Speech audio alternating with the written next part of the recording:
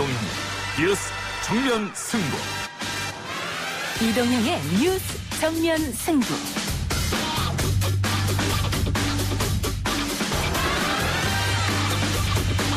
청취자 여러분 안녕하십니까, 이동형입니다. 오늘 오후 2시 49분 북한은 개성에 있는 남북 공동연락사무소를 폭파했습니다. 통일부에서 확인한 보도가 나오고 있는데요. 군 당국은 확인 중입니다. 나와 김정은 위원장이 87만 결의 앞에서 했던 한반도 평화의 약속을 뒤로 돌릴 수는 없습니다.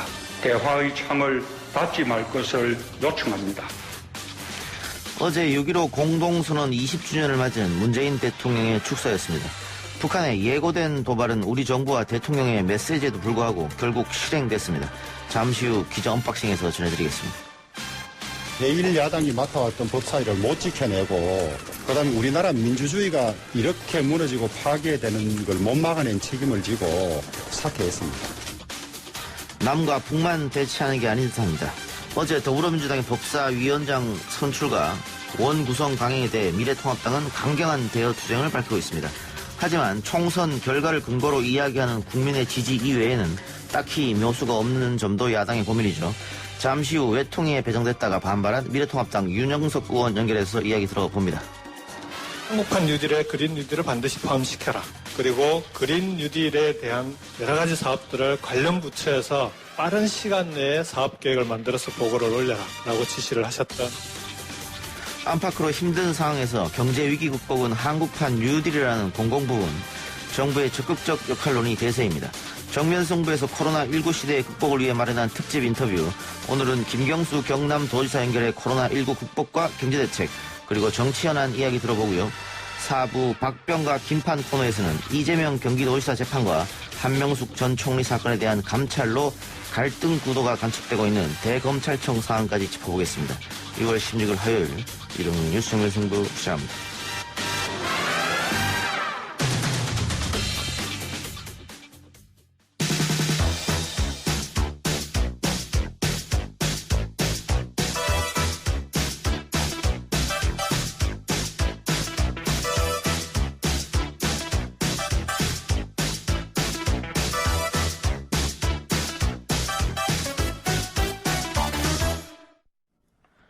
어제 민주당이 6개 상임위원장을 단독 선출하면서 21대 국회는 결국 반쪽으로 문을 열었습니다.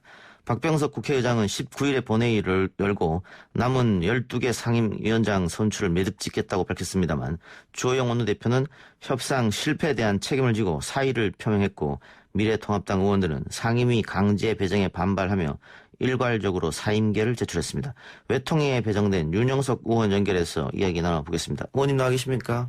네, 안녕하세요. 네, 안녕하십니까. 네네. 자, 방금 제가 말씀드렸던 것처럼 미래통합당 의원 45명이 일괄적으로 사임계를 제출했습니다. 의원님도 외통위에 배정되셨는데 사임계 제출하신 거죠? 네, 일괄적으로 이제 사임계를 원내 지도부에서 제출을 했습니다. 예. 앞으로는 어떻게 되는 겁니까, 그러면?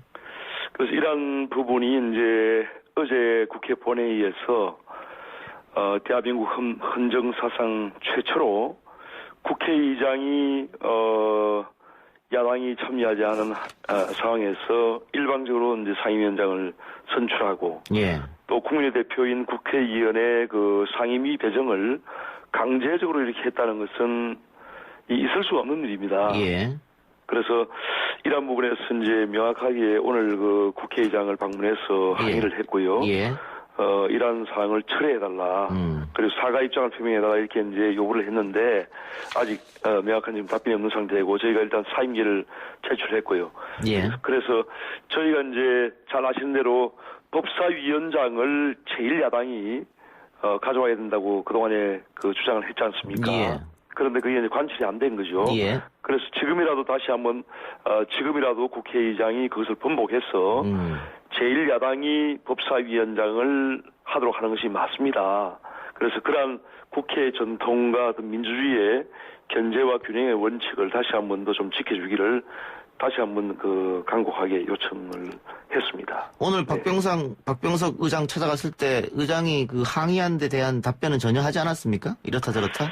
답변을 의장이 지금으로서는 이제 법사위원장을 지금 제1야당이 갖도록 하는 것은 어렵다는 그런 입장을 이제 밝혔고, 예. 그다음에 강제 배정에 관한 문제는 국회의 그 사보임 제도로 하는 게 있습니다. 예. 그 상임위원회 구성을 한 후에 위원회 어떤 그런 것을 교체하는 그런 부분인데요. 예. 그러한 사보임 제도가 있기 때문에 추후에 위원 선임을 수정할 수 있지 않겠는가 하는 그런 정도 말씀이 있었는데, 그것도 사실 적절하지 않은 그런 말씀이죠. 예. 왜냐하면 이게 그렇게 할 바에 뭐하러 그렇게 어제 급하게 강제 배정을 할 이유가 없지 않습니까? 예. 그럼 결국은 그 상임위원장을 선출하기 위한 그런 형식적인 행위에 불과한 것이죠. 예.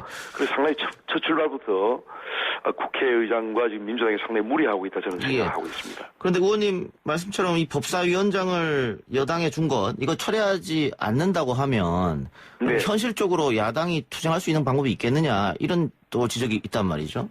그렇죠. 네, 저부터 이제 그 자리 다툼이 아니고요. 예. 법사위란 것이 제1야당이 정부와 여당을 견제할 수 있는, 입법적으로 견제할 수 있는 그런 최후의 보루이기 때문에 주장을 했던 것이고, 끝까지 그것이 이제 관철되지 않는다고 하면은 18개 상임위원장을 저희들은 맡지 않겠다라고 예. 하는 그런 배수의신을 지금 채우고 있는 겁니다. 예. 이런 것이 결국은 그 국회의 어떤 그런 견제와 균형을 원리를 지키기 위한 그런 것이고, 만약에 끝까지 지금 그 법사위원장을 가져가겠다고 하면 저희는 그 상임위원장 일절 맡지 않고 하겠다는 것이고요. 그렇더라도 그런 주어진 여건 속에서 야당으로서의 책무는 다 할 것입니다. 예. 그러면 만일 그 우려하는 대로 18개 상임위를 민주당이 다 가져가면 그 국회 보이콧이나 뭐 장애투쟁 이런 것은 하지 않겠다, 이런 말씀으로 들리기도 하는데요. 협조하겠다는 말씀이면. 저희가 장애투쟁이나 국회 보이콧 같은 것은 하지 않을 겁니다. 예. 상당히 참 지금 제1야당이 그야말로 크대 여당으로부터 아주 짓밟힌 그런 상태인데요. 예. 상황이 어렵더라도 103석의 그런 제1야당으로서 국민의 뜻을 받들어서 야당으로서 기능과 역할을 다할 예정입니다. 예. 혹시 당내에서는 뭐 현실론을 이야기하면서 그 알짜 상임위는 받자, 이런 의견은 없었습니까? 저희가 그런 자리 다툼은 결코 아니고요. 그래서 이제 법사위원장을 제1야당으로서 저희 당이 갖지 않은 이상은 일체 다른 상임위원장은 저희가 갖지 않을 예정입니다. 알겠습니다. 주호영 원내대표가 법사위 뺏긴 책임을 지면서 사표를 내겠다, 이렇게 얘기했는데, 지금 원내대표로 뽑힌 지 얼마 되지도 않은 상황에서 그러면 또다시 새로운 사람을 뽑아야 되느냐, 이런 이야기도 있을 거고, 어떻습니까? 재신임이라는 얘기도 나오고 있는 것 같긴 한데 당내 분위기는 어때요? 일단 주호영 원내대표도 사실 그 민주당이 이렇게까지 강행을 할 거라고는 사실 예상치 못했습니다. 예. 저희 당의 대부분 의원들도.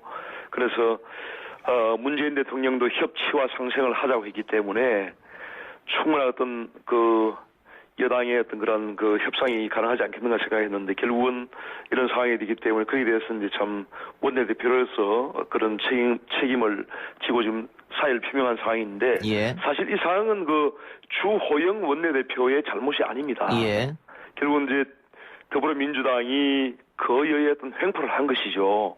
그렇기 때문에 저희 미래통합당의 다수의 지금 의원들은 주호영 원내대표 책임이 결코 아니다. 그렇기 때문에 사의 표명을 거두고 다시 한번 협상을 마무리하도록 이렇게 지금 촉구를 하고 있습니다. 예, 그게 당내 분위기란 말씀이죠. 하고 있기 때문에 예.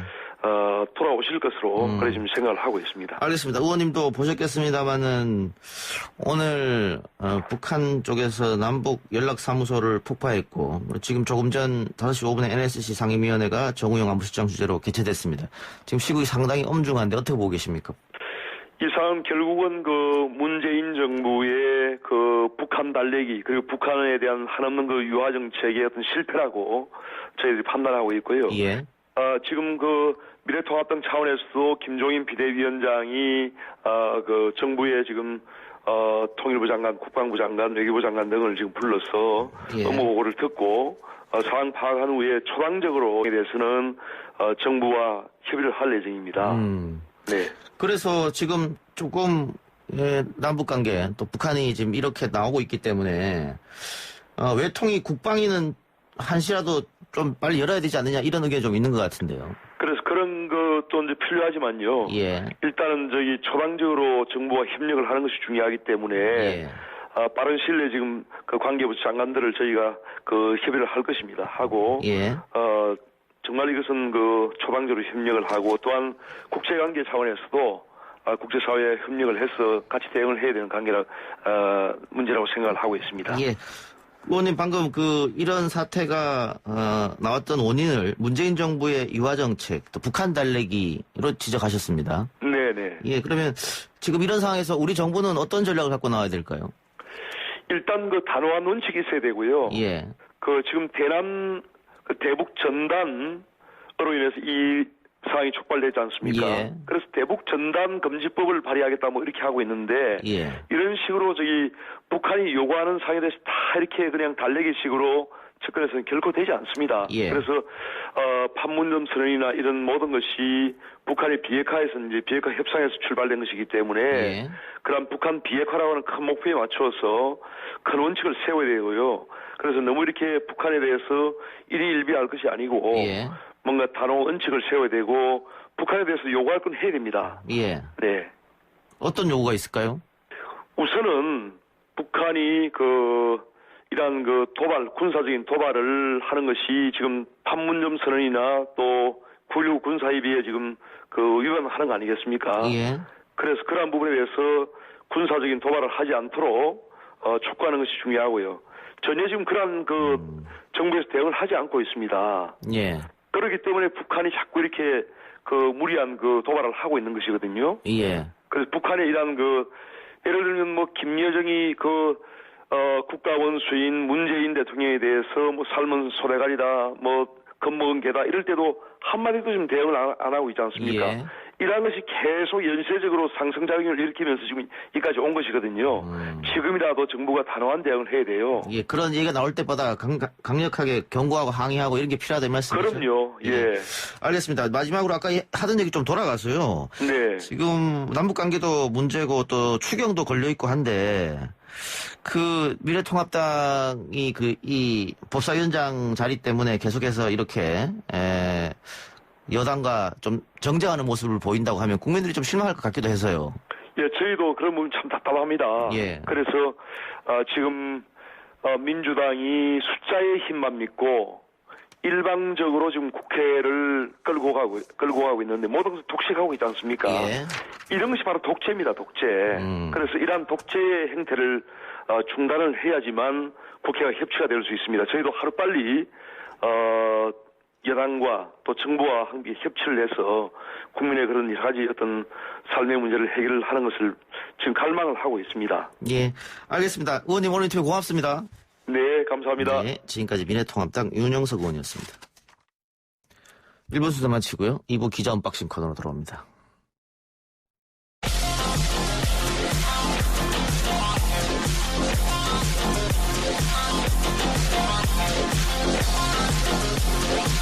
오늘 나온 뉴스들을 언박싱해드리는 기자 언박싱. 오늘 헤럴드 경제 배돈 기자 나왔습니다. 어서 오십시오. 안녕하십니까.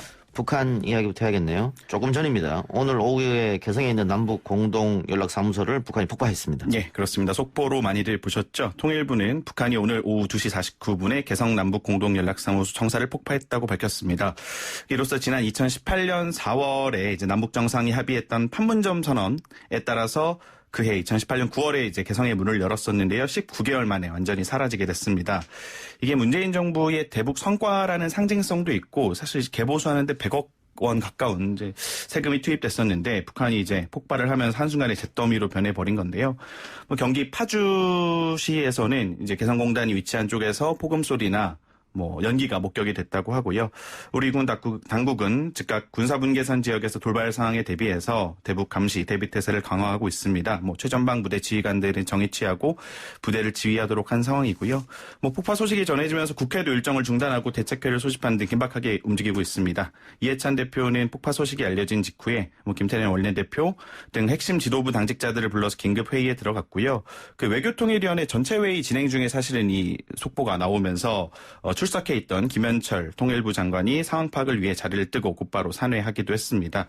뭐 긴장감이 좀 높은 상황이긴 하지만 사실 이 연락사무소 폭파가 앞서 예고됐던 일이긴 한데요. 예. 김여정 북한 노동당 제1부부장이 멀지 않아서 쓸모없는 연락사무소가 형체도 없이 무너지는 비참한 광경을 보게 될 것이라고 13일에 얘기를 했었는데 예고한 지 이제 사흘 만에 실행에 옮긴 거고 뭐 아무래도 참 북한스럽게 속전속결이고 폭파라는 게 또 아무리 좀 봐도 위협적인 행위다 보니까 군은 물론 우리 정부의 긴장감이 높아지는 상황입니다.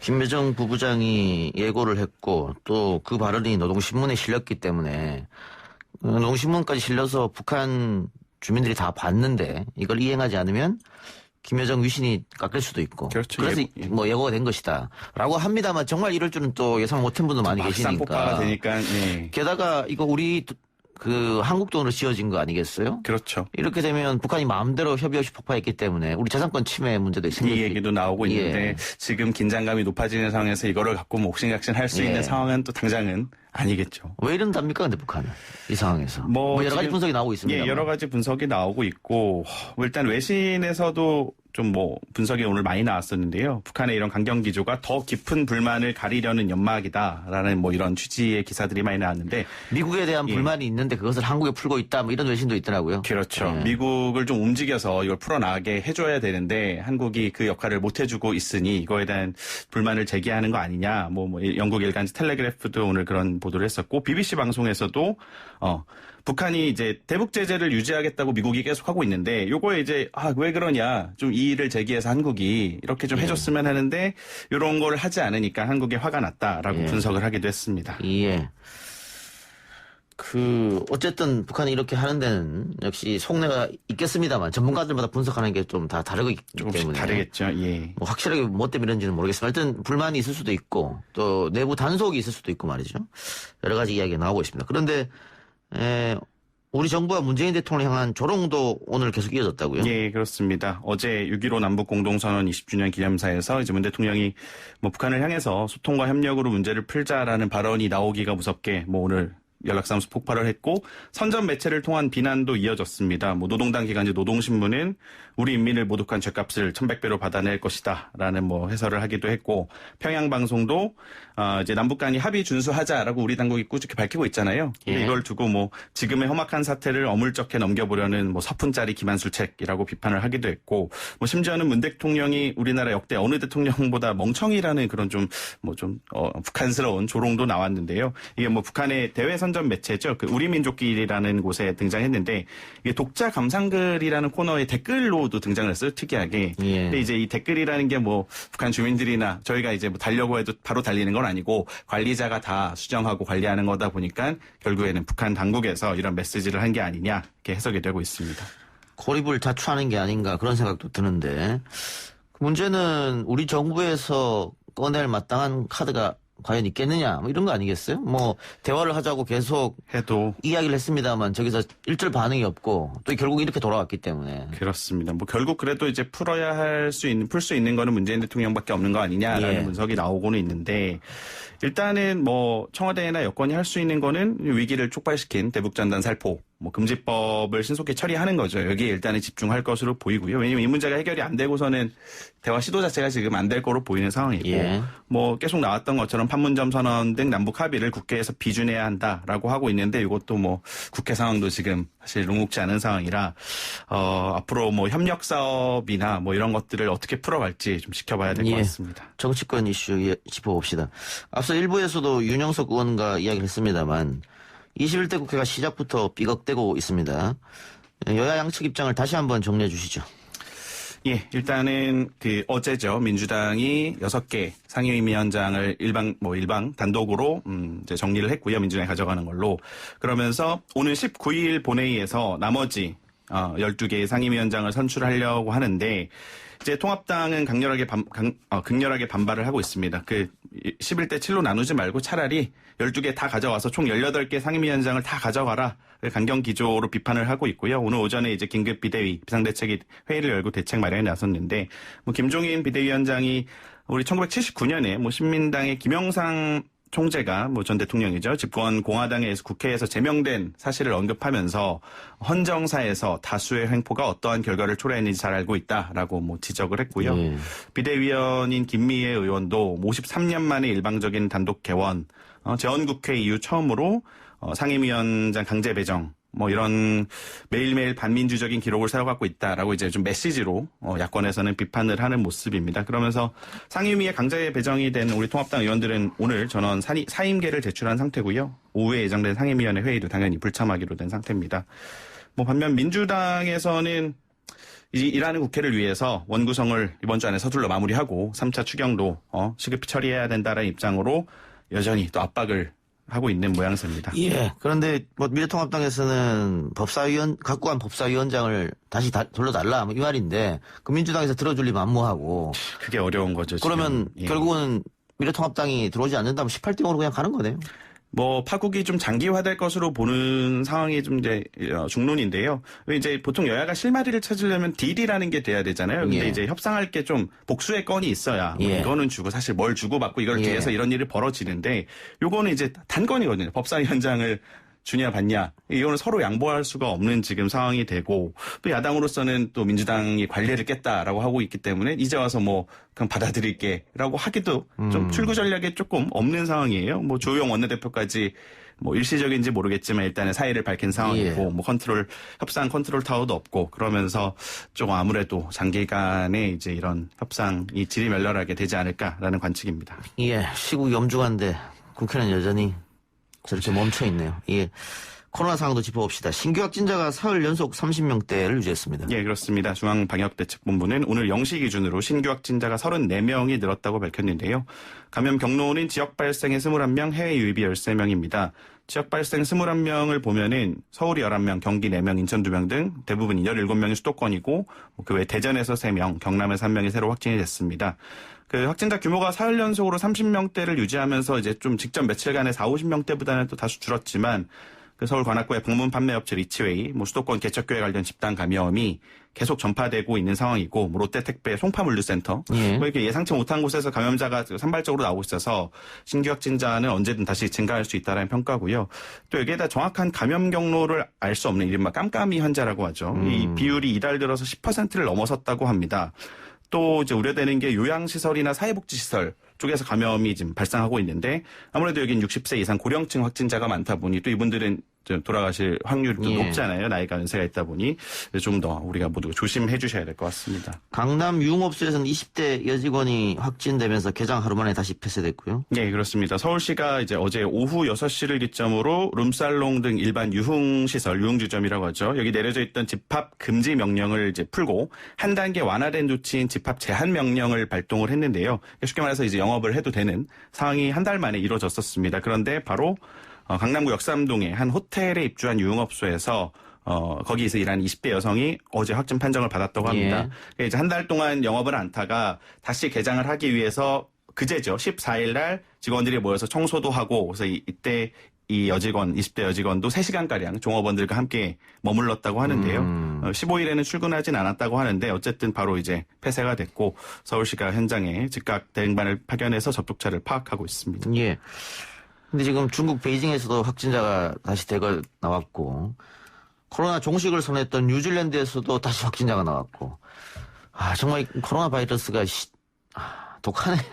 이게 뭐 이제 우리가 전문가들이 뉴노멀이라고 하는데 이게 사실 저도 이제 매주 지금 코로나 속보 상황들을 전달해드리고 있는데 이게 뭐 당장에 뭐 몇 명 줄어든다 그래서 종식을 얘기하기는 그런 것 같습니다. 힘들 상황인 것 같습니다. 예, 정말 치료제나 백신이 나오지 않은 이상 종식이란 단어를 함부로 쓰면 안 될 것 같은 생각이 드네요. 이제 빠르면은 내년 초에 뭐 치료제나 백신 나올 수 있다고 하니까 좀 기다려 봐야 돼. 그 전까지는 뭐 크게 일희일비할 것도 없는 상황인 것 같습니다. 앞으로 마스크와 계속해서 같이 생활을 해야겠네. 마스크가 이제 뭐 모레부터 그 일주일에 10장씩 구매할 수 있다고 하더라고요.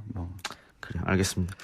서울역 폭행 사건 피의자에 대한 구속영장이 또 기각됐어요? 예, 그렇습니다. 그 지난달 26일에 벌어졌던 사건이죠. 공항철도 서울역에서 이제 30대 여성 행인의 왼쪽 광대뼈 부위 등을 가격을 해서 도주했던 30대 남성 이모 씨 사건인데요. 이 당시에 이제 피해 여성 측에서 SNS에 글을 올리면서 여성 혐오 범죄 묻지마 폭행 아니냐 뭐 이런 논란이 이어지기도 했었는데 앞서 이제 철도경찰이 경찰하고 공조 수사를 벌여서 2일이죠. 지난 2일에 서울 동작구 자택에서 이 남성을 긴급 체포했어요. 그 구속영장을 신청했었는데 이제 너무 급하게 하다 보니까 법원이 긴급 체포 요건을 갖추지 못한 위법한 체포였다면서 지난 4일에 영장을 기각을 했었죠. 그러니까 체포 자체가 위법했기 때문에 구속을 할 수 없다 이거였고 그래서 이번에 다시 재영장을 청구했는데 이번에 또 기각됐다. 맞습니다. 이번에 또 기각된 이유는 뭐예요? 지금 이제 서울중앙지법에서 김태균 영장전담 부장판사가 판시한 거를 보면은 뭐 여러 가지가 있습니다. 수집된 증거자료나 수사의 진행 경과, 수사에 임하는 태도 등에 비춰보면은 일단 도망가거나 증거를 인멸할 염려가 있다고 보기 어렵다. 그러니까 뭐 증거인멸에는 도주 우려가 없다라는 게 첫 번째고, 그다음에 범죄 혐의 사실이 소명이 되고 이미 증거도 충분히 수집이 됐고, 피해자 역시 이 사실관계 자체에 대해 다투고 있지 않다. 다 인정하고 있다라는 거죠. 그러면서 이제 논란이 된 게 본건 범행은 이른바 여성 혐오에 기인한 무차별적 범죄라기보다는 피의자가 평소 앓고 있던 조현병 등에 따른 우발적 돌출적 행위로 보인다라고 설명을 했는데요. 그러니까 결국에는 이게 묻지마 여성 혐오 범죄가 아니라 정신적으로 좀 문제가 있었기 때문에 벌어진 거다라고 이제 구속의 필요성이 좀 적다라고 판단을 한 겁니다. 이게 여성 혐오로 나오는 범죄라고 하면 재범 가능성도 있고 뭐 여러 가지 문제가 있겠습니다만 조현병에 따른 우발적 행위이기 때문에 구속까지 할 필요는 없다. 맞습니다. 이렇게 결론이 난 거군요. 온라인에서는 뭐 비판 반응이 좀 뜨거웠습니다. 여성분들이 좀 분노를 많이 했는데 이게 여성 혐오 범죄를 해놓고 뭐 정신적으로 문제가 있다고 하면 다 뭐 되는 거냐. 근데 사실은 이제 뭐 저도 진실은 모르겠어요. 이분이 진짜 여성 혐오 때문에 했는지 조현병 때문에 했는지는 뭐 누구도 알 수 없겠죠. 진실은. 근데 이제 영장이 사실 기각됐다는 게 죄가 없다라는 게 아니거든요. 이제 불구속이 기소돼서 어차피 벌을 받을 수 있는 거고 이제 우리나라 국민들의 특성이 또 이 영장이 기각되면 마치 좀 풀어준다. 뭐 이런 게 좀 있어서 법 감정이 좀 그런데 앞으로 얼마든지 재판을 받고 실형을 받을 수 있는 거기 때문에 좀 지켜봐야 될 것 같습니다. 또 수사의 원칙은 불구속 수사니까요. 맞습니다. 불구속 재판인 것이고. 알겠습니다. 좀 재판 결과가 어떨지 기소가 될 테니까요. 지켜보도록 하겠습니다. 오늘 기자 언박싱은 여기까지 하죠. 지금까지 헤럴드 경제 배도원 기자였습니다. 고맙습니다.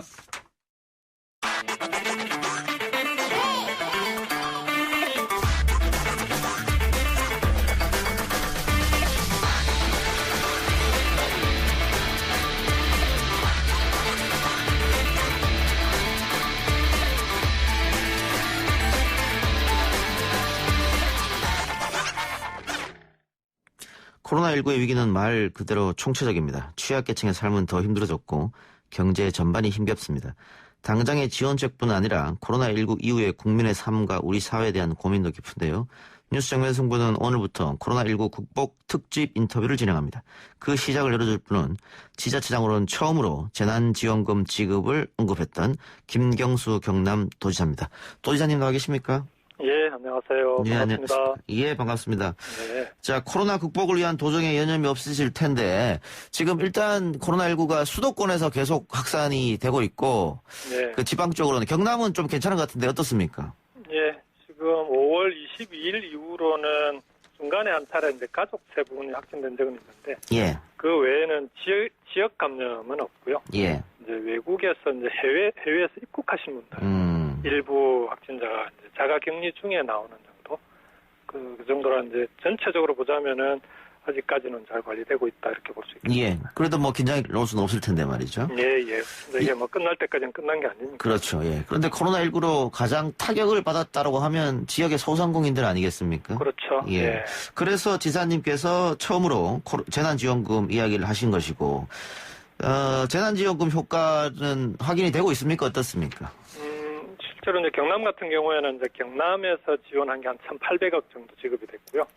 정부 지원금이 9,200억. 그래서 이제 1조 1,000억 원 정도가 지급이 됐는데. 이게 이제 당초 지급 대상이 한 99% 정도 되거든요. 근데 그 효과는 이제 5월 셋째 주, 넷째 주 카드, 그러니까 소상공인의 카드 매출, 이 작년에 비해서 114%, 113% 이렇게 이제 2주 연속으로 그 작년보다 더 많이 매출이 올라간 거죠. 그 다음에 이제 그 체감지수 조사를 많이 하잖아요. 그 전통시장에 계신 분들이 이제 체감지수가 4월에 비해서 5월달에 30포인트 올랐는데 100을 넘겼어요. 103.6으로. 그래서 5월, 6월 초까지는 지원금 효과가 확실히 있는 것 같습니다. 그런데 문제는 지금부터죠. 사실은. 예. 그러니까 재난지원금을 이제 지급됐던 걸 대부분 소비를 하셨으니까 그렇죠. 예. 앞으로 이제 어떻게 할 것인가. 그래서 2차 재난지원금 이야기가 나오거든요. 저는 2차 지원금은 지금은 안 맞다고 봅니다. 예. 2차 지원금은 2차 대유행이 만일에 불행히도 다시 온다면은 그때 검토하는 게 맞고요. 1차 지원금을 얘기했던 건 그때가 이제 악순환기로 들어가고 있었거든요. 그러니까 예. 완전히 소비가 확 줄면서 소득도 줄고 경기는 경기대로 침체하면서 이게 악순환고리로 들어가고 있어서 이걸 끊지 않으면 안 되는 시기였기 때문에 예. 재난지원금으로 그 고리는 끊은 셈이거든요. 그러니까 예. 시간을 번 거 아니겠습니까? 지금은 오히려 이제 실업 위기에 내몰리는 분들이 계속 쏟아져 나와요. 예. 그런 분들에게 맞춤형 지원하고 그 다음에 기업이 무너지지 않게 하는 게 중요합니다. 이 시기에. 예. 그래서 이제 정부 재정이 한정돼 있으니까 지금은 그런 맞춤형 그 다음에 산업을 지탱하는 데 재정을 투입하는 게 지금 맞다고 봅니다. 예. 재난지원금을 지급할 때는 미중유 사태였기 때문에 그때는 어쩔 수 없던 것이고 지금은 그러면 3차 추경을 통한 맞춤형 지원을 해야 된다 이런 말씀이시네요. 그렇죠. 3차 추경에 그런 내용들이 들어가 있고요. 예. 한국판 뉴딜을 통해서 대통령님께서 그 투자를 하되 미래형으로 투자하자는 거 아닙니까? 예. 그냥 막 그 SOC에 투자하는 게 아니라 디지털과 그린이라고 하는 그 미래 산업, 미래 대한민국 경제를 위해서 투자하겠다라고 하는데 저는 그 방향이 맞다고 봅니다. 예. 그런데 지사님이 재난지원금 처음에 이야기할 때 네. 이게 과연 이루어지겠느냐 이런 회의적이 많았었거든요. 그런데 네. 결국은 이루어졌고 어쨌든 그 많은 피해를 봤던 소상공인들이 다시 한번 이걸로 이제 웃음을 찾게 됐는데 이것도 어떻게 넘긴 거죠? 예. 예. 그 어떻게 이런 생각을 하셨을까? 그 이제 아무래도 지역 현장에서 행정을 하고 있다 보면 예.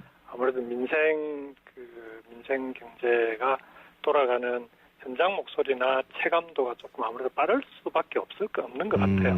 그래서 실제 당시에 바깥으로 사람도 안 나오는 데다가 가게들은 완전히 팔이 날리고 있는 상황이라 그렇죠. 이게 뭔가 좀 긴급한 대책이 없으면 안 되겠다. 근데 그때만 하더라도 선별적으로 지원하자 이런 거 아닙니까? 예. 소득 50%. 근데 우리가 그 소득 50% 만들어 보니까 지급 대상 선별하는데도 한 달 이상 걸려요. 예. 그래서 이건 긴급 대책으로는 그냥 한꺼번에 주는 게 맞겠다라고 제안을 했던 거죠. 예, 알겠습니다. 그런데 이 재난지원금의 효과가 확실히 확인되면서 예. 자 이제는 그럼 기본소득 논의 단계로 가야 되는 거 아니냐 이런 주장이 있거든요. 예. 지사님 어떻게 생각하십니까? 기본소득 논의는 전 지금 좀 논의는 좋지만 예. 서두르지는 않는 게 맞다고 봅니다. 예. 왜냐하면 기본소득이라고 하는 게 AI와 로봇이 사람의 일자리를 대체하는 시대에 기본소득이 필요하다. 예. 로 시작된 거 아닙니까? 예. 근데 지금 재원이 한정되어 있는 상황에서 지금은 일자리 안전망이나 사회보장 체계를 강화하는 게 꼭 필요한 시기인데 이게 기본소득으로 일찍 가버리면 이게 소득 구분 없이 지원되는데 그 재원을 어떻게 감당을 하겠습니까? 예. 그래서 지금은 오히려 이런 사회보장 체계를 강화하고 일자리 안전망을 강화하는 데 집중을 하고 예. 다만 이게 이제 AI와 로봇이 사람들의 일자리를 대체하는 시대가 좀 다가오고 있으니까 지금부터 논의는 해줘야 된다. 이렇게. 논의는 해보되 당장 할 수는 없다 이런 말씀인데. 서두를 일은 아니다. 근데 기본소득의 아젠다가 원래 이제 민주당 진보 쪽이었는데 네. 이게 지금 김종인 위원장이 먼저 던지면서 저쪽으로 넘어가는 듯한 민주당 지지자가 봤을 때는 예. 그래서 뭐 이재명 지사가 1년에 20만 원이더 먼저 한번 해보자 뭐 이런 안도 있었는데 그래서 민주당 지지자분들은 그 우리 쪽 아젠다를 뺏기는 거 아니냐 이런 걱정도 하는 것 같아요. 저는 이게 뭐 우리 아젠다냐 뭐 저쪽 아젠다냐라고 구분할 그런 정책은 아니라고 봅니다. 예. 이게 기본소득 논의가 되면서 어떤 긍정적인 효과가 있냐 그러면요. 지금 이제 우리 대한민국의 일자리 안전망이나 사회 보장 체계가 어떤지, 그 다음에 그걸 감당할 수 있는 정부의 재정 규모가 어느 정도 되는 건지 이런 데 대해서 근본적인 논의가 좀 같이 가지 않습니까? 예. 그 자체로 긍정적인 효과가 있다고 봅니다. 그래서 이건 여야를 떠나서 진보 보수를 떠나서 지금 코로나 사태에서 우리 사회 경제 사회 구조적인 개혁을 만들어 나가는 계기로 만들어가면 저는 뭐 이걸 아젠다 싸움을 하고 있을 그런 문제 아니다라고 생각합니다. 예. 그런데 박원순 시장은 기본소득보다는 전국민 고용보험이 먼저라고 했습니다. 이재명 지사는 이 기본소득이 먼저라고 얘기한 것 같고, 결국은 뭐 박 시장이나 이 지사나 또 김경주 지사나 대권 후보로 들어가니까 제가 한번 여쭤보겠습니다.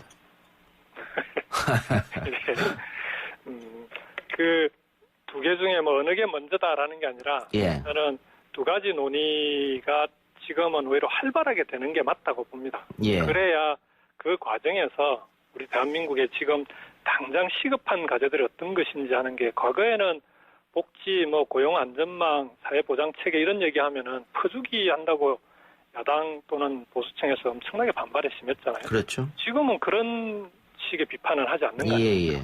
그것 자체가 중요한 거고요. 그 과정에서 우리에게 꼭 맞는 그런 시급한 과제부터 해결해 나가는 그런 좀 지혜를 발휘하면 저는 이 위기가 오히려 기회가 될 수도 있다 이렇게 생각합니다. 예. 이번 총선에서 민주당이 압도적 승리를 거두었는데 생각보다는 그 PK 지역에서 많은 의석을 얻지 못했다. 그 이유 중에 뭐 여러 가지 이유가 있겠습니다만 이유 중에 하나가 신공항 문제 아니냐 이런 걸 지적하는 분도 계시거든요. 저도 뭐 그 이유 중에 하나다라고는 생각을 합니다. 예. 이게 동남권 신공항이 이제 부산 경남을 포함한 그 동남권이 기존 제조업만 가지고 먹고 살 수 없는 거 아닙니까? 예. 그러면 여러 가지 산업 다각화가 필요한데 그 중에 중요한 게 물류 산업이에요. 예. 물류 플랫폼 허브를 만드는 건데 이제 부산항은 계속 커지고 제2신항까지 이제 만들기로 확정이 됐는데 예. 공항이 지금 김해 신공항 이대로 가게 되면은 이 밤 11시부터 새벽 6시까지는 심야 시간에 육지공항이라 소음 때문에 뜨지를 못해요. 예. 그러면은 심야에 화물 운송이 이루어지는데 그렇게 이게 지금 김해 공항을 이대로 확장해가지고야 이 소위 말하는 물류 플랫폼 허브를 만들 수 있는 그런 공항은 불가능한 거죠. 그래서 지금 이 부분에 대해서는 총리실에 마지막 검증이 이루어지고 있는데 예. 정부 차원에서 이런 전반적인 사항들을 놓고 최종적으로 판단해야 된다 이렇게 생각합니다. 그러니까 PK 분들의 염원이었지 않습니까? 네네. 이 신공항이. 그런데 행정 권력, 지방 권력, 지금 이제 의회 권력까지 다 잡았음에도 불구하고 그 민주당이 우리 얘기를 안 들어준다. 뭐 이렇게 생각할 수 있을 것 같아요. 그런 건 아니고요. 이게 예. 시작할 때 대구 경북까지 포함해서 영남권 5개 시도가 합의한 사항 아닙니까? 예. 근데 이제 합의 직후에 대구 경북은 대구 경북 신공항을 따로 만들기로 했어요. 예. 그래서 이제 김해 신공항은 이제는 부울경의 동남권 신공항인 셈인 건데 예. 그 TK 신공항 만들어지기로 했고 예. 그런데 PK 신공항을 어떻게 만들까 하는 건데 여전히 여기에 대해서 그동안에 대구 경북 쪽에서 가덕 신공항이나 뭐 다른 이 김해 신공항 관련해서 논의를 하면은 TK 쪽에서 이런저런 딴지를 걸었던 게 사실이거든요. 예. 근데 이제는 이제 TK 신공항이 거의 확정 단계에 있으니까 이제는 부울경에서 부울경 주민들이 원하는 그 다음에 부울경의 미래와 걸맞는 그런 신공항 논의로 넘어가야 된다 이렇게 생각합니다. 알겠습니다.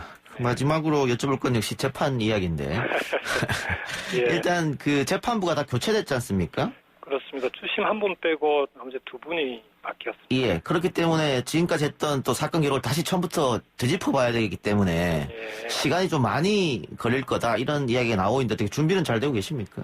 예, 뭐 열심히 하고 있고요. 예. 재판에 뭐 최선을 다하고 있습니다. 그래서 예. 1심 같은 그런 결과가 다시 반복되지 않도록 제가 할 수 있는 최선을 다하고 있습니다. 예, 알겠습니다. 그리고 오늘 속보로 나왔던 북한이 남북 공동 연락사무소를 폭파했던 문제. 예. 이거 지금 코로나19 때문에 안 그래도 좀 힘든 상황인데 그렇습니다. 북한마저 도와주지 않는 것 같아서 걱정이 참 많습니다. 하여 뭐 대단히 안타깝기도 하고 예. 엄중한 상황인 것 같아요. 예. 근데 뭐 남북 관계가 그동안 계속 한 방향으로 쭉 좋게만 발전해 온 건 아니니까 예. 이런 우여곡절이 있더라도 뭐 결국에는 평화의 길로 만들어 가야 된다. 예. 이런 상황에서는 그래서 남북 간의 대결을 부추기는 행동은 반드시 자제되어야 된다 이렇게 생각합니다. 예. 그 미래통합당의 이야기는 문재인 정부의 북한 달래기 정책, 유화 정책이 결국 이런 참사를 맡게 된 거 아니냐. 책임이 문재인 정권에게 있다. 이렇게 주장하고 있는데요. 뭐 이번에 북한의 반발은 기본적으로 그 풍선비랍니까? 예. 거기에 대한 북한 지도부의 반발이 핵심인 거니까요. 예. 저는 이 국가 간의 관계, 뭐 한일 관계도 마찬가지 아닙니까? 작은 문제들이 국가 간 관계를 단기적으로 그르치는 그런 사례들이 많습니다. 예. 그래서 이런 부분에 대해서는 조심하게 다뤄야 되는데 그냥 뭐 정부나 정권을 비판하는 게 목적이 아니라면 이 문제를 어떻게 해결할까 하는데 좀 지혜를 모으는 게 맞지 않냐. 그게 책임 있는 정치권의 자세라고 생각합니다. 예, 대안이나 해결책 제시가 먼저다, 비판보다는. 네. 알겠습니다. 지사님, 오늘 뭐 저희랑 오랜만에 인터뷰했는데 예. 바쁘신 와중에 고맙습니다. 네, 수고 많습니다. 네, 고맙습니다. 예. 예, 지금까지 김경수 경남도지사였습니다. 1, 2부 수사 마치고요. 저는 뉴스 듣고 6시 10분 3부로 찾아뵙겠습니다. 아 글쎄 안 들려 들을 뉴스 없어 아무 뉴스도 귀에 들어오지 않아 듣고 또 들어도 들을 뉴스 없어 만든 게 이프로야 이동영의 뉴스 정면승부 YTN 라디오 이동의 뉴스 정면승부 3부 시작합니다. 정부가 오늘 21번째 부동산 대책을 내놓았습니다. 주요 내용을 보면 전세 대출 받은 후에 규제 지역에서 3억 넘는 아파트를 구입할 경우 전세 대출을 즉각 거둬들이고요. 부동산 규제 지역은 수도권 대부분과 대전, 청주 등지로 확대했습니다. 법인의 부동산 투기를 막기 위해 법인 부동산 종부세도 인상하는 조치를 발표했는데요. 이번 대책은 어떤 효과가 있을지 전문가와 함께 이야기 나눠보겠습니다. 홍춘욱 이코노미스트 연결합니다. 평론가님 나와 계십니까? 네, 안녕하세요. 예, 안녕하십니까? 자, 박사님 우선 정부 발표 내용부터 짚어보면 핵심은 부동산 투기 수요 근절하고 실수요자를 막겠다라고 하는, 실수요자를 보호하겠다는 것인데 대출과 세제 인상 등을 통해 집값 과열을 막겠다. 이게 핵심 정리한 거라고 보면 될까요? 예, 잘 정리하신 것 같습니다. 예. 최근 들어서서 예. 상승 탄력이 너무 높아졌거든요. 예. 이거의 분위기를 좀 쇄신하고 더 나가서 보도자료를 보니까 최근 갭 투자자들의 비중이 굉장히 높아졌다라는 이런 부분에서 좀 과열의 징후가 있기 때문에 정부가 대출 쪽을 쥐고 또 규제 지역을 확대하겠다 이렇게 핵심 요약할 수 있겠습니다. 지난번에 정책을 내놓을 때도 대출을 옥죄는 거였는데 나름 효과가 있었다. 그래서 집값이 뭐 좀 안정됐다. 뭐 이런 평가가 있었습니다만 요즘에 다시 꿈틀할 기미가 보이니까 새로운 대책을 내놓은 겁니까?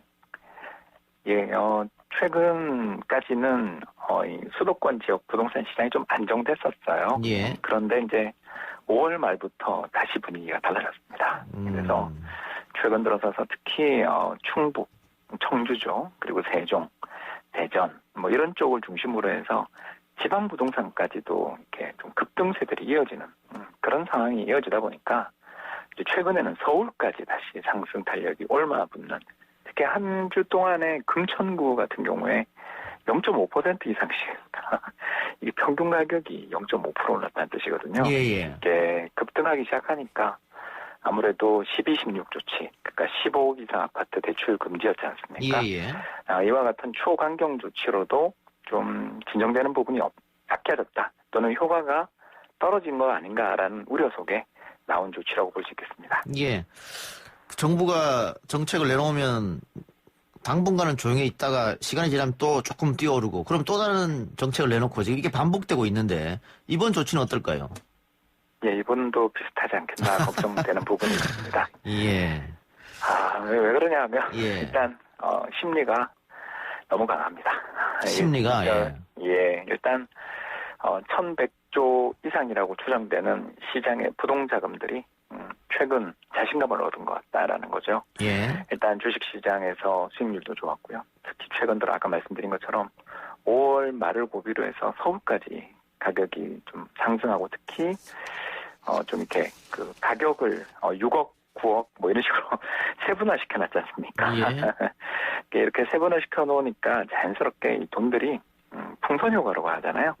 규제가 좀 덜한 지역으로 자꾸 몰려가는 이런 일들이 좀 벌어지니까 시장이 어떻게 보면 좀 자신감을 얻어버린 징후까지 보이는 것 같습니다. 예.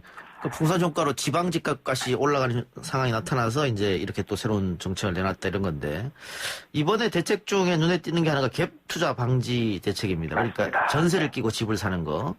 네. 예. 근데 이렇게 되면은 실소유자들의 전세 구하는 게 더 어려워지는 거 아니냐라는 이야기도 있던데요. 네, 사실입니다. 이게 이제 6개월 만에 이사를 해야 되는 거고, 예. 또 더 나가서 집을 사더라도, 예전에 이제 9억 이상 아파트 이런 거 사면 좀 이렇게 회수를 한다든가 그랬다면 이번에는 3억 이상이잖아요. 이런 예. 식으로, 그러니까 이제 지금 전세 살면서 혹은 지금 뭐 월세를 살면서 잠깐 시차를 두고서 지금 집을 하나 사두고 이사를 가려고 했던 그런 마음을 먹었던 실수요자들 입장에서 본다면 좀 사실 이거 길이 막혔다. 예. 이런 분위기죠. 이제 물론 이제 정부의 생각은 여기에 이제 최근 분양가 상한제가 사실상 도입되지 않습니까? 그러면서 싼 값의 아파트를 분양해주겠다. 그리고 두 번째, 최근 도시재생 관련해서 드라이브를 걸지 않습니까? 예. 그래서 실수요자들이 꼭 집을 사야 되냐? 임대를 해도 괜찮지 않냐? 또는 집을 산다 하더라도 좀 작은 집들, 뭐 이런 것들도 오피스텔이라든가 이런 쪽으로도 수요가 가는 게 맞지 않냐? 그리고 이제 세 번째는 최근에 있었던 그 용산 쪽 개발 혹시 기억나십니까? 예. 8,000호. 예, 그리고 최근에 구룡마을 임대주택 4,000호 같은 거에서 보는 것처럼 공공개발을 강화해 주겠다.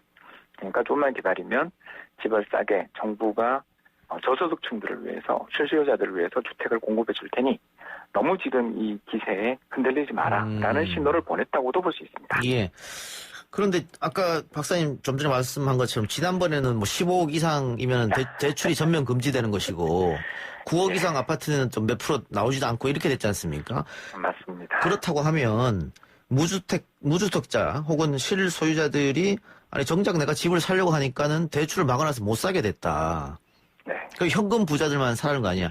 당장 저 같은 경우에도 지금 저는 월세 살고 있는데 예. 그 이번 올 연말에 집을 사려고 오래전부터 계획을 했습니다만 대출이 전혀 나오지 않기 때문에 불가능할 것 같단 말이죠. 맞습니다. 그러니까 이런 볼멘 목소리가 나올 것 같아요.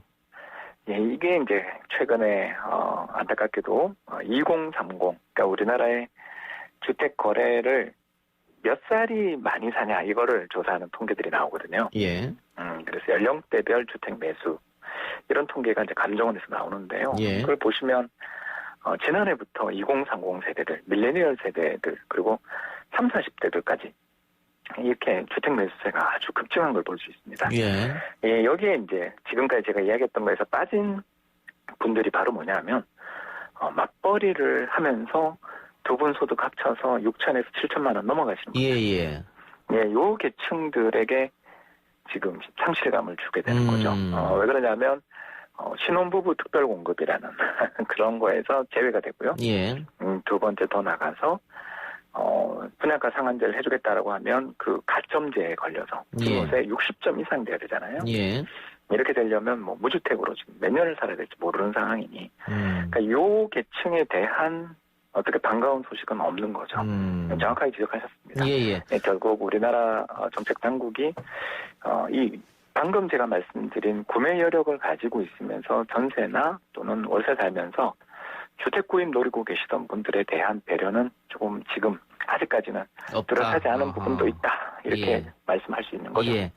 그리고 장기적으로 집값은 조금 떨어지겠습니까? 어떻게 보십니까? 금리가 너무 낮네요. 이게 지금 모든 투자자들의 고민인 것 같습니다. 예.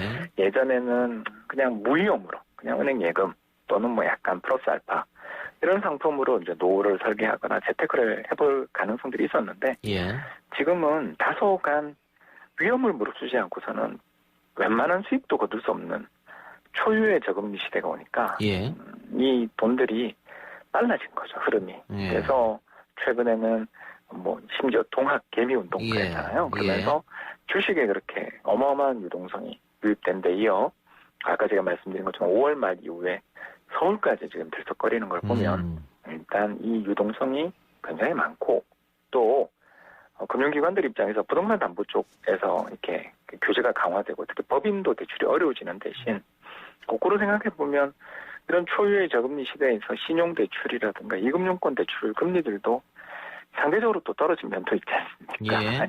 이러다 보니 금융시장의 돈들이 자산시장의 돈들이 지금 계속 선한매 그러니까 돌아다니고 있는 중이기 때문에 당장 뭐 가격의 급격한 안정 또는 하락 전환 이거를 이야기하기에는 지금 조금 아직 섣부른 느낌도 있다. 이렇게 말씀드릴 수 있겠네요. 저금리 상황에서 투자할 때도 마땅치 않고 시중에 돈이 너무 많이 돌다 보니까 주식이나 부동산으로 쏠릴 수밖에 없다 이 말씀이네요. 네, 여기에 이제 또 명분이 또 있지 않습니까? 아까 말씀드린 것처럼 이 청약 가점제라든가 신혼부부 특별공급이라든가 특히 우리나라가 제도가 신혼부부라는 또 배터리를 붙였지 않습니까? 이게 근데 우리나라를 비롯해 세계가 이제 점점 사실은 비혼 커플이 늘어나는 세상인데 제도 자체도 이런 사회 변화에 조금 조응하지 못한 면들도 있고 하다 보니 초조해하시는 분들이 늘어나고 있다라고도 볼 수 있겠습니다. 그럼 이 주택 시장 자체가 그 전세라는 개념은 뭐 전 세계에서 우리가 거의 유일한 개념이니까.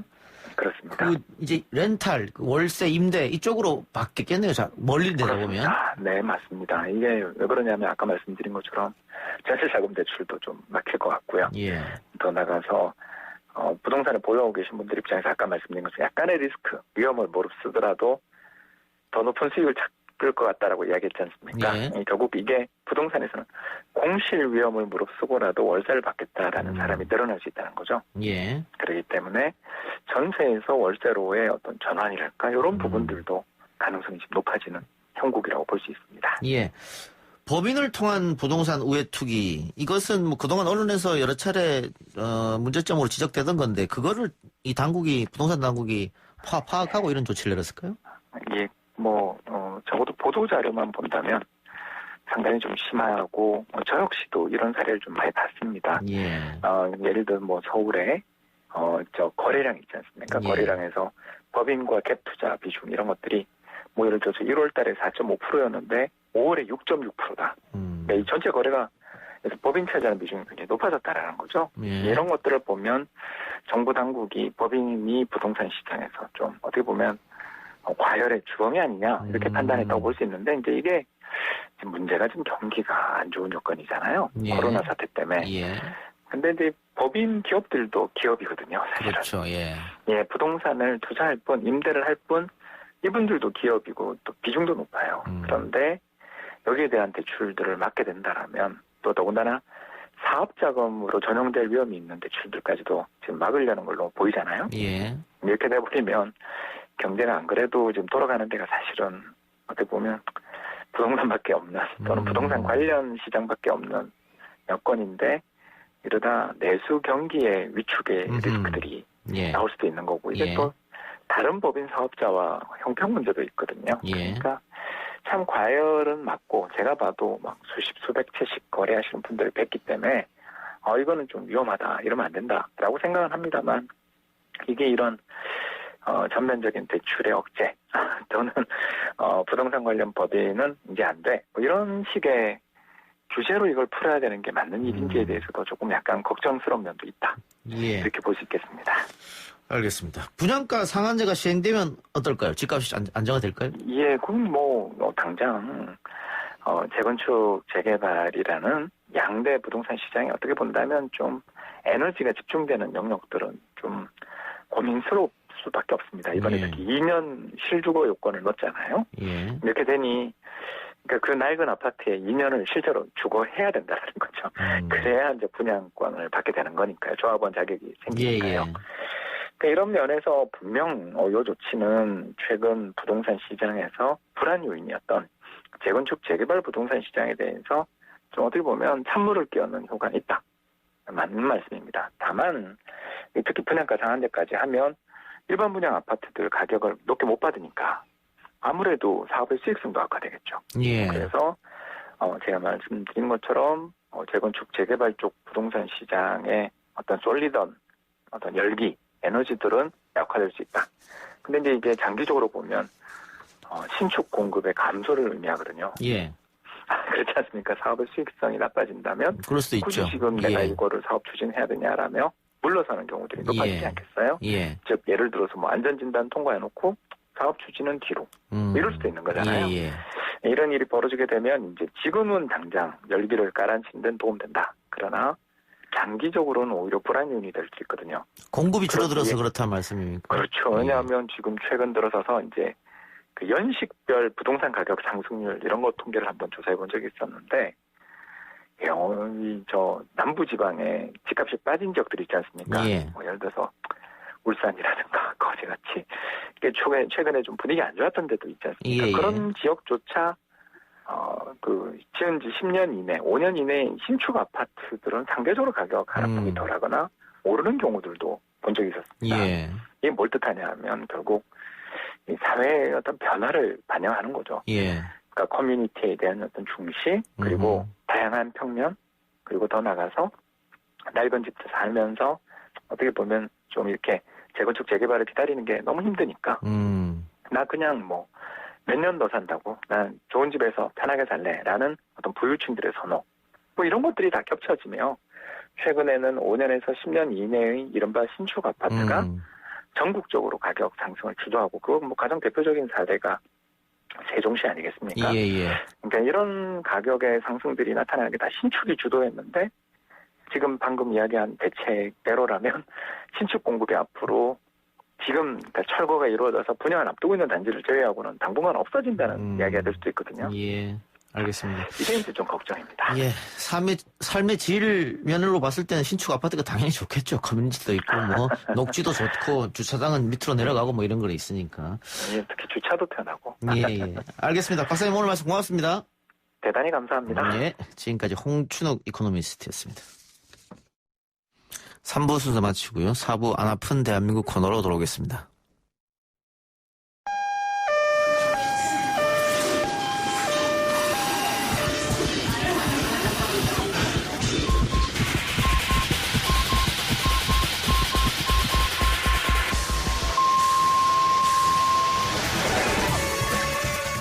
많이 아파. 안 아파. 안 아픈 대한민국!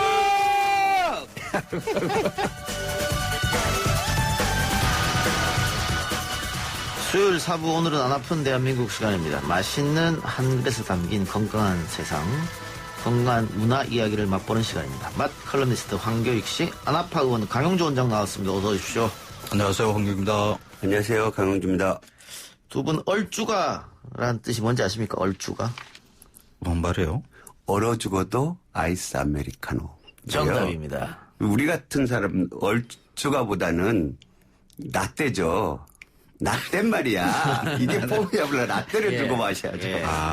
그래. 아무리 추워도 아이스 아메리카노를 찾는 젊은 분들이 많이 계신데, 뭐 대림동에 계시니까 중국 분들은 아무리 더워도 뜨거운 차를 많이 찾더라고요.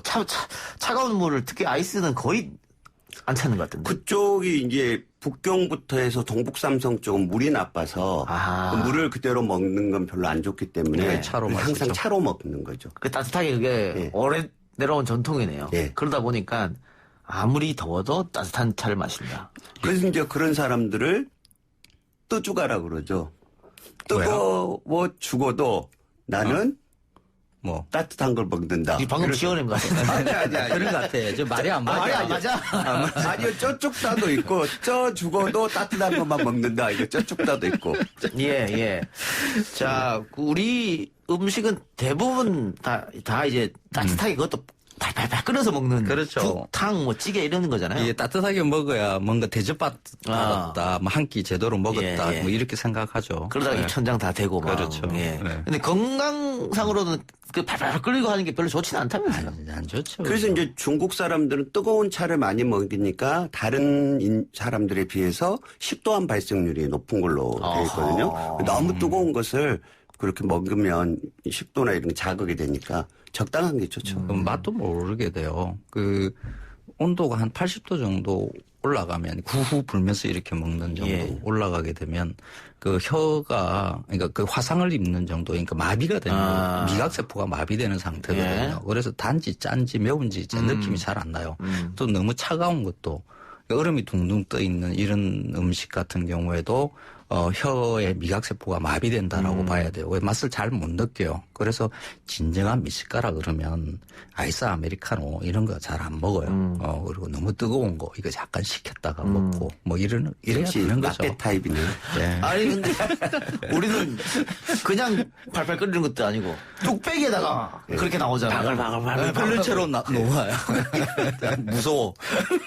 어디 설렁탕집 가면 그렇게 펄펄 끓여서 주는 게 아니고 80도 정도에 맞춰서 주는 서울에 유명한 설렁탕집이 있어요. 그렇게 해야 정상이에요. 저는 처음에는 어떻게 생각했냐면 뜨거우면 빨리 못 먹잖아요. 식을 때까지 있으니까 이 식당에 점유 시간이 많아지고 회전율이 느려지니까 이 사람이 시켜서 줬나? 빨리 먹고 빨리 내보내라고. 근데 그게 아니고 설렁탕을 그 온도로 먹어야지 가장 맛있다고 그 집에서 생각하나 봐요. 맞습니다. 예. 맞습니다.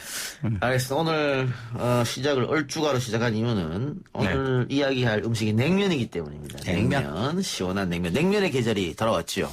사실 겨울에 냉면 먹어도 전 나쁘지 않을 것 같아요. 그러니까 여름만 되면 냉면의 계절이 돌아왔죠. 이렇게 이야기하고 그러니까 막 각종 언론사에서 전화가 와요. 그러니까 냉면 뭐 한번 엮으려고 뭐 어디가 냉면이 맛있니 냉면 이야기.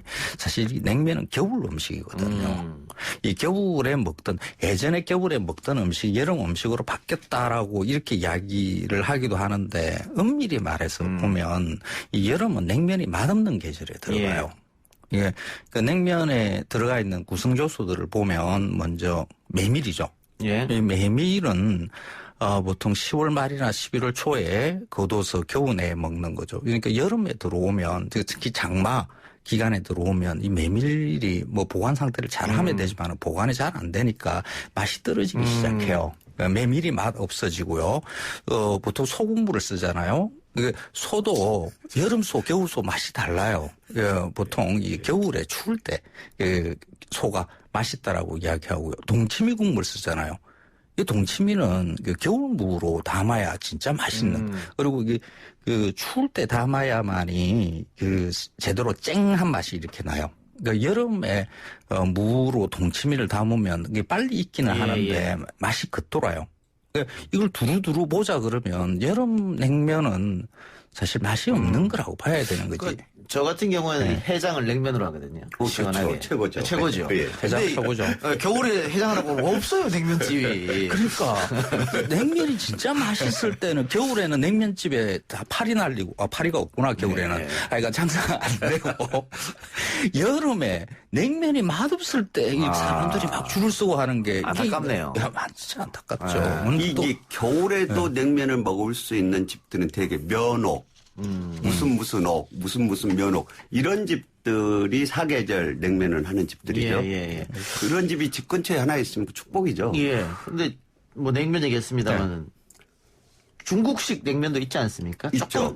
다르죠. 좀 다르죠. 중국 냉면. 중국 냉면은 우리 냉면하고 다르게 그쪽 면은 이제 말하면 우리 밀면 비슷하게 탄력 있는 그 면을 쓰죠. 탄력 있는 데다가 고기 국물에 고기 육수에서 한 거에다가 면을 해가지고 땅콩 소스도 들어가고. 네, 땅콩도 들어가고. 이게 원래 그런 냉면이 옛날부터 있었던 것은 아니래요. 냉방면이라고 해서 그러니까 찬 비빔국수 정도의 음식이 있었는데 어느 순간에 이게 찬 물이 들어가기 시작했는데 이 중국식 냉면이 발생한 지역이 홍콩이라는 썰도 있고 일본이라는 썰도 있고 일본에서는 한국 일거리라는 썰이 있고 그래요. 지금 이제 그 중국집에서 나오는 냉면은 최근래 그러니까 한 역사로 보자 그러면 한 30년 40년 그렇게 오래된 건 아니군요. 자, 그럼 다시 우리 냉면 이야기로 돌아가서 얼마 전까지만 해도 평화의 상징이었어요, 냉면이. 맞아요. 네, 뭐 이렇게 됐습니다만. 그거 말을 하는 게, 그렇지, 처먹었다. 그러고, 그 말이 있잖아요. 너무 가슴 아프게. 가슴 아프네요. 그리고 근데 저는 또 냉면 주방장이 한 말을 우리 언론에서 그렇게 크게 또 달아줄 필요가 있을까 그런 생각도 들기도 하고. 이게 이제 주방장이 말을 한 거잖아요. 사실 이게 굉장히 요리사들의 세계에 봐서는 이 주방장은 퇴출돼야 될 정도예요. 원래 그 식당에 손님들 오면 별별 손님들이 다 오잖아요. 그리고 유명인사도 오고 이렇게 이상한 손님들 오고 그 손님들에 대해서 뒷말을 하지 않는다는 게 예의예요. 요리사가 줘야 될 예의. 자기가 만든 음식 맛있게 먹어줬는데. 아니 그리고 그 사람이 옥류관에 있는 오수봉이라고 하는 주방장이잖아요. 옥류관은 냉면 전문점이 있고 요리 전문 식당이 있어요. 요리 전문 식당에 2층에서는 철갑상어 요리를 하고 1층에서는 자라 요리를 하거든요. 그 오수목이라는 사람은 요리 전문 식당의 자라용인 자라 요리 자라 주방장이에요. 냉면 전문도 아니고. 그래서 제가 그래서 원래 이 자라라는 게 정력식품 아닙니까? 맞아요. 저 표현을 제가 거칠게 하면 얘가 자라 먹고 양기가 주둥이로 터져가지고 막말하고 자빠 이런 생각이 들더라고요. 막말하셨어요 지금? 죄송합니다. 예를 들면 그렇다는 거죠. 알겠습니다. 막말하셨어요. 예. 자, 근데 어쨌든 평화의 상징이 이제는 좀 남북 관계가 좀 어지럽기 때문에 이렇게 됐는데 황교육 선생이 판문점 정상회담 만찬 이렇게 기획했다고 알려졌는데. 네, 제가 그 만찬 메뉴를 짰어요. 예. 그때 갑자기 청와대에서 연락이 와가지고 남북이 판문점에서 만날 건데 우리가 음식을 준비해야 된다. 사실 이런 그 음식 계획은 굉장히 골치가 아파요. 예. 뭐 평화, 뭐 통일 이런 것을 상징할 수 있는 음식을 내놔라 그러는데 어떻게 그런 음식이 있을 수가 있어요. 그런 게 사실 힘들거든요. 그래서 그때 당시에 그 판문점 회담에 남북 정상이 모이는 일이 그냥 단순하게 웃자다가 열리는 것이 아니라 긴 역사, 흐름이 있다라는 것을 이야기를 하기 위해서 그러니까 벌써 20주년 됐네요. 한국인들이 생각하는 그 북한과의 그 교류의 천벌에 떠올리는 사람이 정주영 회장이에요. 그 소떼 몰고 이렇게 북으로 갔었죠. 그때 그 소떼들이 그 서산 농장에서 키운 소들이었는데 아직 서산 농장이 있습니다. 그래서 그 서산 농장에서 소고기 가져오고 북한에 처음 갔던 우리 김대중 대통령님이 있으니까 그 김대중 대통령의 고향인 신안에 가서 민어 가져오고 해삼 가져오고 노무현 대통령도 가셨잖아요. 그래서 노무현 대통령 봉화마을에 가서 쌀 가져오고 남북이 공이 다 위대한 예술가로 이렇게 대접하고 있는 분이 한 분 계세요. 윤희상 선생이죠. 윤희상 선생의 고향 통영에 가서 문어 가져오고 뭐 이런 식으로 꾸미는데 한 분이 그 남북 통일에 대한 그 생각을 제일 먼저 우리의 마음속에 이렇게 담게 만든 분이 김구 선생님이거든요. 분단이 고착화될 것 같으니까 김 선생이 그때는 38선을 넘어서 김일성과 그 단판을 지으러 올라갔었죠. 그때 김구 선생이 그 평양에 머물면서 밤에 몰래 나가서 냉면 드신 일이 있었어요. 네. 그래서 냉면 드시면서 이런 말을 남겼어요.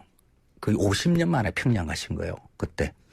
50년 만에 냉면을 먹는데 그 맛이 똑같다. 그러면서 그날 안 마시던 술을 많이 드셨다라는 그 기록이 있어요. 그래서 냉면을 내고 싶은데 그거는 북한의 어떻게 대표 음식, 북한을 상징하는 음식이잖아요. 그건 우리가 가져갈 수는 없어요. 그랬는데 문재인 대통령이 북에다가 그 옥류관 냉면 좀 가져오면 어떻겠느냐 해서 이제 그 냉면이 오게 된 거죠. 사실 그때 차려진 만찬은 남북의 평화와 통일을 위해서 힘을 쓰셨던 여러분들을 떠올리게 하는 음식으로 차려진 것이고 그 냉면은 사실 김구 선생을 떠올리게 하기 위해서 그게 있었다.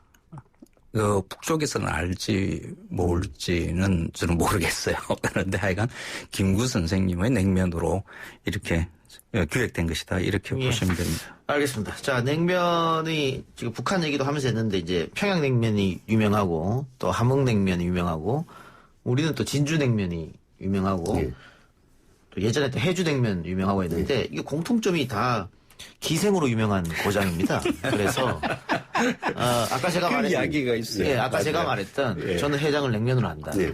그래서 냉면은 해장 요리다 이런 얘기가 나오는 건데 우리 원장님은 아까 제가 얘기한 이렇게 몇 가지 냉면 중 어디 냉면을 좋아합니까? 저는 다 냉면은 그 지역 냉면마다 맛이 있다라고 생각을 하거든요. 뭐 옥천냉면 같으면 양평 가다 보면 옥천냉면 하고 있고 뭐 그러는데 제가 제일 즐겨 먹는 것은 평양냉면이죠. 평양냉면 중에서도 어디 가게 이름이 그 앞에 소금창고 쪽에 있는 염리동에 있는 염리동에 있는 저는 왜 좋아하냐면은 그 집은 면발이 굵어요. 면발이 굵고 쫄깃하고 씹는 식감이 있거든요. 식감이 있어서 좋아하는데 또 좋아하는 것은 그 집에서 예전에 전대 사장님이 그런 얘기를 했죠. 1번 육수, 2번 면발. 예. 그래서 뭐 육수를 하는데 그 집의 육수는 이 돼지고기 육수도 아니고 그냥 소고기 육수도 아니고 육수 중에 맑은 맛이 나요. 깔끔한 맛이. 아마 저기는 해산물을 섞지 않았는가. 해산물? 네, 해산물에 섞은 그런 육수 맛이어서 좋고. 그 다음에 더 좋은 건 그 가게를 처음 딱 들어가면은 문 앞에 1인석이 있어요. 그 1인석은 동네 사람이면 누구나 와서 문 앞이니까 불편하잖아요. 그렇죠. 50% 절반값만 내고 앉아서 먹는 거예요. 누구한테 해줄 수 있잖아요. 예. 그리고 시키면은 저기요 양 많이 주세요 하면 보통 곱빼기 시키면 돈 받잖아요. 예. 그 집은 안 받아요. 그래서 이 식감이 좋기도 하고 그다음에 그런 푸짐한 거 이웃과 나눌 수 있는 예. 거. 그래서 그 집 냉면을 좋아하죠. 그럼 어쨌든 원장님은 이 평양 쪽 평양냉면이. 예. 칼럼니스트님. 이 함흥냉면은 사실 냉면이라고 분류하면 안 돼요. 예. 이 냉면에 괜히 끼어져 있는데 원래 냉면이라는 것은 메밀면으로 하는 국수이거든요. 그러니까 우리 땅이 그 밀농사 짓기에는 이제 적합하지 않아서 가루 음식을 만들어 먹기 위해서 메밀농사를 많이 지었어요. 그리고 뭐 재배 기간이 한 90일 정도로 짧고 이래서 여름에 장마 태풍 불고 이러면 그냥 구황작물로 빨리 심어서 거둘 수 있는 거거든요. 그래서 이 메밀로 면을 내리면 글루텐이 없어서 그 뜨거운 물 부으면 풀어져 버려요. 그래서 찬물을 부을 수밖에 없어요. 그래서 메밀 국수는 다 찬물로 해서 먹을 수밖에 없으니까 그게 냉면이 만들어진 거거든요. 근데 이 함흥냉면은 원래는 이제 감자 전분으로 이제 만들어진 거거든요. 그러니까 감자 전분으로 만들어진 것을 냉면이라고 부를 이유가 없는 거죠. 이거는 이제 북한에서는 그냥 녹마국수 이렇게 부르거든요. 그래서 계통이 전혀 달라요. 그러니까 그 평양냉면과 같은 계통에 있는 냉면은 막국수죠. 강원도 지역에 있는 막국수가 냉면과 같은 거라고 이렇게 봐야 되고요. 그러니까 우리는 평양냉면 이야기하면 막국수하고 같이 이야기를 해야 되는 거죠. 그러니까 함흥냉면은 따로 분류. 이게 지금 함흥냉면은 원래 이름대로 냉면이 아니라 녹막국수로 돌려줘야 되고요. 저 부산의 밀면은 어떻습니까? 그것도 이제 계통이 이게 따로, 그러니까 메밀에서 메밀면을 내리는 그 기계로, 그러니까 누르는 기계, 그 국수 틀로 해서 내린 거기는 하지만은 계통은 또 다르죠. 재료로 보자 그러면 그것도 밀면이니까 이렇게 다른 계통으로 봐야 되는 거죠. 그래서, 음식을 나눌 때 기본적으로 주 재료가 뭔가를 두고 이렇게 나누는 이런 것이 필요해요. 예. 네. 그래서 그 함흥냉면은 쫄면에 가까워요. 그러면 뭐 한경 선생님도 결국은 평양냉면이네요. 냉면은 평양 그러니까 물로 해서 일단 메밀면이어야 되고요. 진주냉면은요? 진주냉면도 사실 메밀이 기본이죠. 비슷해요. 진주냉면과 거기서 진주에서는 그게 새롭게 뭔가 복원한다고 해서 해산물을 넣고 육수를 내고 이렇게 했는데 사실 그거는 잘못된 거라고 저는 보고요. 이게 진주가 예전부터 소 집산지로 거기가 이거 형평사 운동이 일어날 백정들 운동했던 데니까 어마어마한 큰 그 우시장이 있었거든요. 그러니까 다 소고기로 공부를 했어요. 그러니까 그 지금 우리가 그 평양냉면이라고 생각하는 소고기 국물에 메밀면 담겨 있는 이 형태는 진주에도 있었다라고 보면 돼요.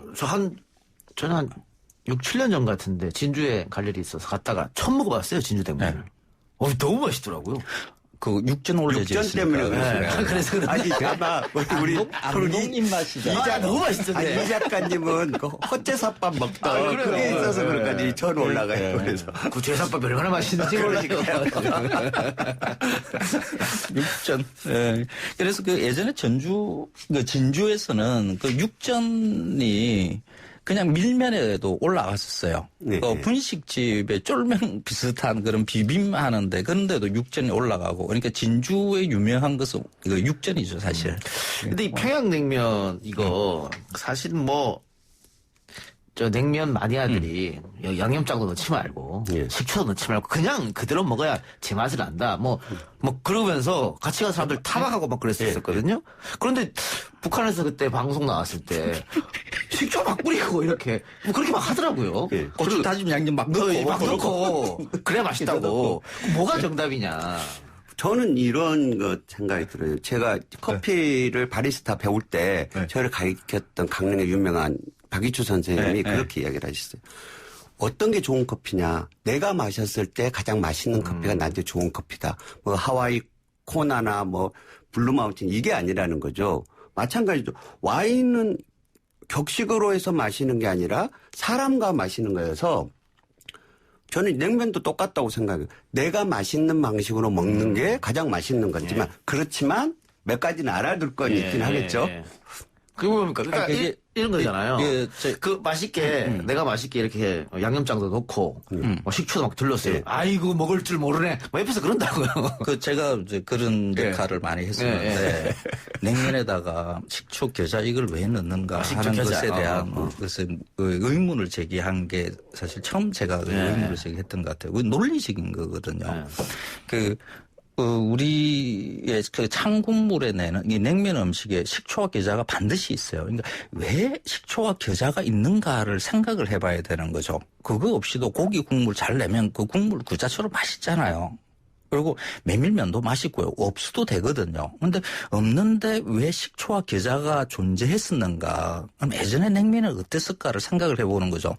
예전에 소는 지금처럼 한 30개월 만에 잡고 뭐 사료 좋은 거 이렇게 주질 않고 야생에 있는 풀목이고 뭐 몇 년짜리 뭐 한 10년 된 소 잡고 이러잖아요. 그 소들이 대부분 다 누린내가 강했어요. 어릴 때 소고기 먹었던 기억을 해보세요. 누린내가 굉장히 강해요. 소국물 이렇게 내면 설렁탕집에 온천지에 누린내가 가득 차고 할 정도였거든요. 그 누린내를 잡으려고 그러면 식초와 겨자가 딱 적당해요. 그걸 치면 누린내가 눌러지거든요. 그런데 요즘 소는 없잖아요. 누린내가 안 나잖아요. 그러면 거기다가 굳이 그 잘 낸 소고기 국물, 정말 잘 낸 소고기 국물들이거든요. 그 아까운 국물에 그 육수 고기 국물을 제대로 즐기려고 그러면 식초와 겨자를 넣을 필요가 없다라는 게. 따로 주는 육수 먹으면 되잖아요. 아니 그거를 굳이 잘 내고 겨자와 식초를 왜 넣어? 저는요. 그러니까, 냉면 먹으러 가면 첫 번째 어떻게 하냐면 먼저 계란 노른자를 먼저 먹어요.